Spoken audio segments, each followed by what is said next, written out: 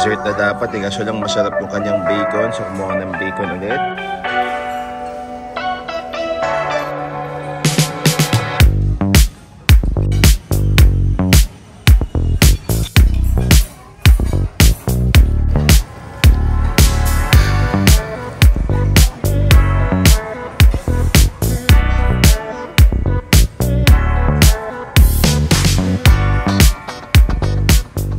Hello mga ka-eats, kami ang Eatsplorations, Daddy Mark, Mommy Bianca, Ate Bini, Sadie at Sage. Isang pamilyang mahilig mag-eat and explore dito sa Pilipinas at sa ibang bansa. Nakapag-staycation na rin kami sa maraming hotels na family-friendly, nakapunta sa Boracay, Cebu, Japan, Taiwan, Singapore, Hong Kong at Indonesia as a family of 5. Kung mahilig din kayo mag-explore, huwag nang patagalin pa. Mag-subscribe na sa aming channel at samahan nyo kaming kumain at gumala. Let's go!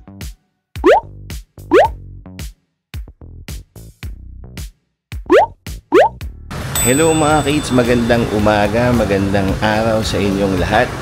Episode 4 ng ating vlog dito sa Bali, Indonesia. Nasa Ubud pa rin kayo mga kids at itatry namin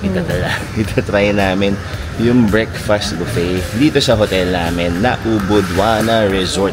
Ang maganda dito sa booking namin na 4,000 plus pesos a night lang, free na yung breakfast for 2 ng adults. Pero pag kids na parang 6 and above, mga 6 to 11, may bayad na. Ang maganda dito, kahit may bayad siya, 50,000 rupiah lang or mga 200 pesos lang yun mga ka-eats.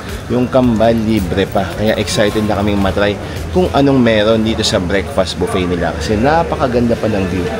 Yan o, yan yung view. Tapos iba kakain kayo ng breakfast buffet bago nyo simulan yung pag-adventure ninyo dito sa Bali. Tara mga ka-eats, ikutin na natin. Pero bago yun pala, don't forget to like, comment, and subscribe to our channel para masubaybayan ninyo yung mga adventures namin dito sa Bali at sa iba pang mga lugar. Tara, let's go! Pagpasok or bago pumasok, meron ng outdoor seating dito. Well, parang open air naman talaga. So, ito yon. Tapos dito nyo sasabihin kung anong room. Parang ito yung reception, front desk. Ang pangalan ng restaurant is Wana Rasa Restaurant dito sa Ubud Wana Resort. Tapos ito yung pinaka-restaurant itself. So, pagpasok nyo, merong omelette station agad. Yan yung mga toppings na pwede.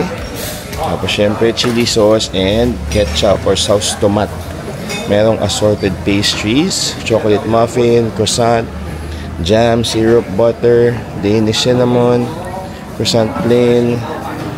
Merong pancake, merong toast at syempre merong baguette at mga pang toast dito.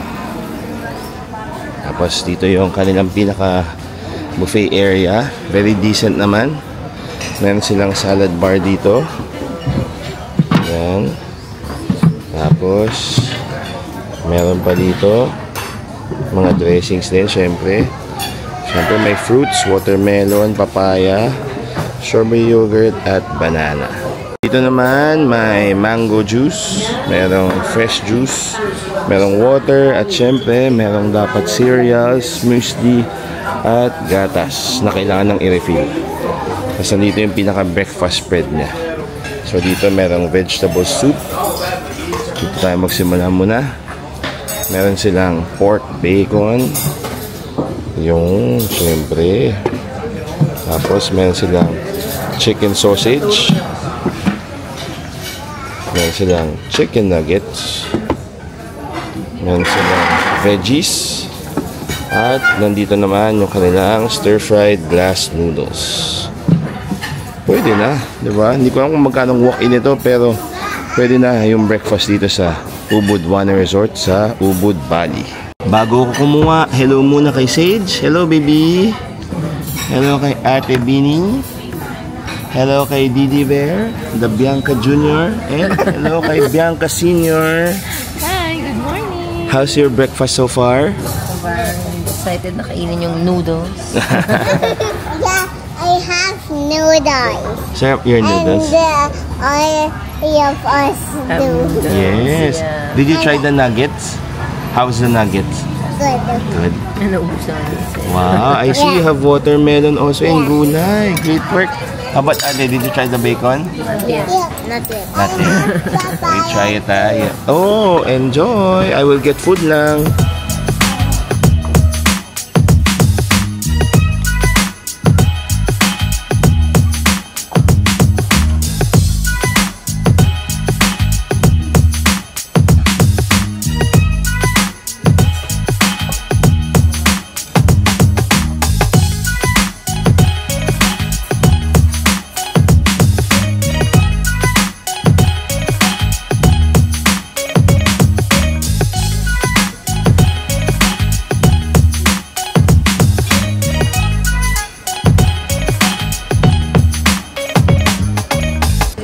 Ito na yung breakfast plate ko mga ka-eats. Meron tayong noodles, chicken nuggets, chicken sausage, veggies, at pork bacon.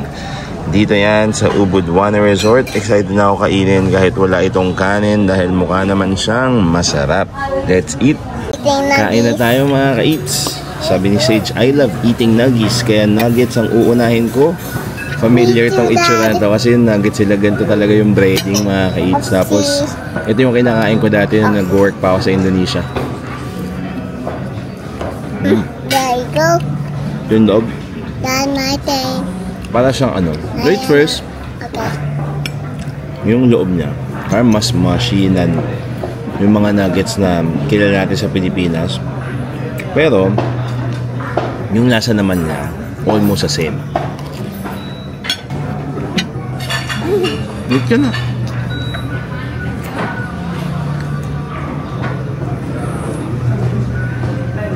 Yummy? Kanina pa niya gusto magpa-video. Ang sarap pa siya sa nuggets.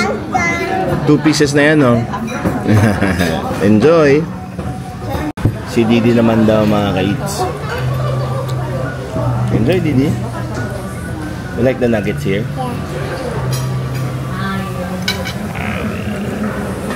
Yummy!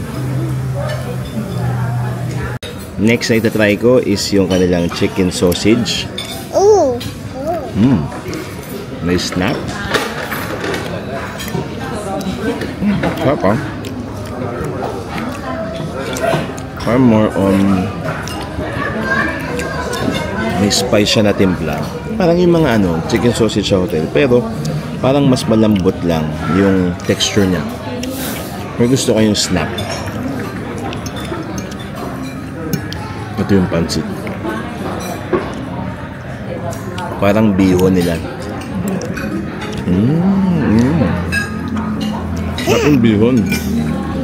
Manamis-namis.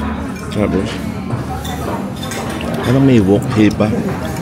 Alam mo, parang sa fried rice yung very fragrant na lasa. High I heat cannot cooking. smell in my spaghetti because you smelled yours. Kami yun daw niya yung pansit. It's Yeah. pansit. Yeah, because you smelled yours. Yeah. And then gulay. Yeah. Cheers. Kain kayo ng gulay mga ka-eats, ha? Para healthy. Are you eating your gulay? Yeah, kakain din siyang gulay. Tapos, siyempre, bacon. Legit na pork bacon yan. Yeah. Smoky. Dada, Medyo crispy. Very fatty. Talagang that is bacon na my talaga. hip. So So far, I so good. got him.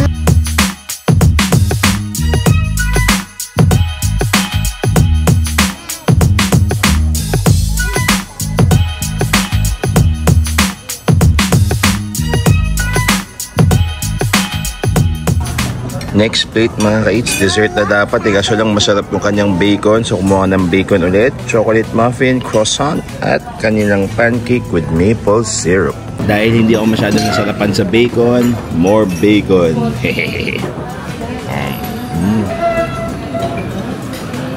Medyo nilagyan lang maple syrup. Mas sumarap. Dahil dyan, kailangan mag-chaser na croissant.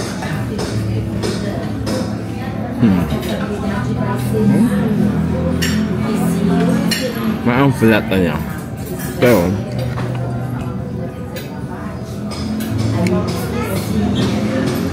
very buttery pa yun naman. Wala lang crunch.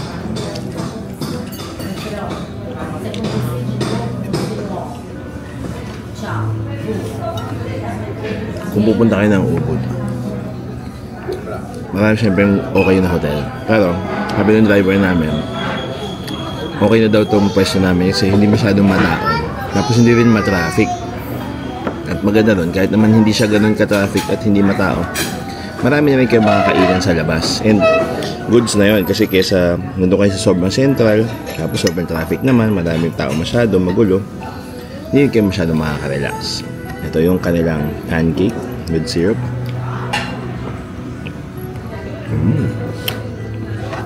Nice and fluffy. Tapos legit maple syrup. And ito naman yung kanilang chocolate muffin. Cheers.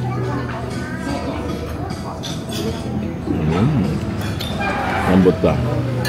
Ang bago. May chocolate chip pa talaga sa loob.